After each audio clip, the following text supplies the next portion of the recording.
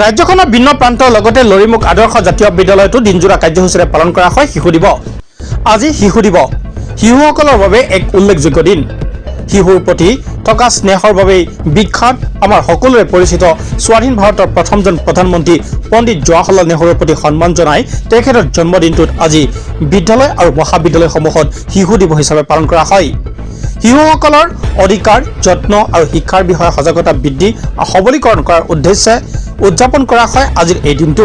সমগ্ৰ দেশৰ লগতে উত্তৰ নগাঁও জিলাৰ লৰিমুখ আদৰ্শ জাতীয় বিদ্যালয়তো উলহ মালহেৰে দিনজোৰা কাৰ্যসূচীৰে পালন কৰা হয় শিশু দিৱস। ছাত্ৰ ছাত্ৰীসকলে বিভিন্ন গীত মাতৰ লগতে প্ৰতিযোগিতামূলক বিভিন্ন প্ৰতিযোগিতাত অংশগ্ৰহণ কৰে।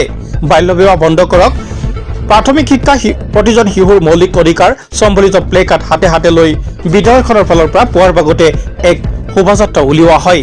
এই মুহূৰ্তত মন্তব্য আছে আপোনালোকলৈ আগবঢ়াইছো।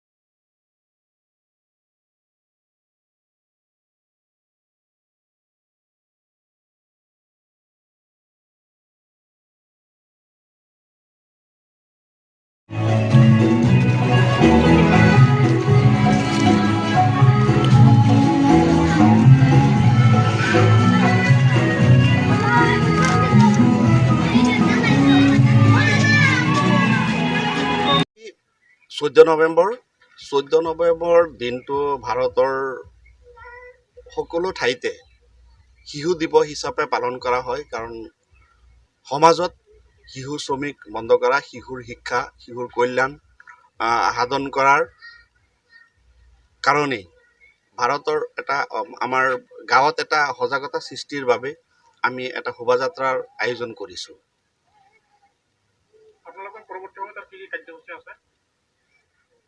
এই শোভাযাত্ৰাৰ পিছত আমাৰ শিশুসকলৰ কিছুমান সাংস্কৃতিক অনুষ্ঠান, নাচ গান, চিত্ৰাংকন প্ৰতিযোগিতা, কিবা কিবি প্ৰতিযোগিতা আছে, সেইখিনি কাৰ্যসূচী আছে।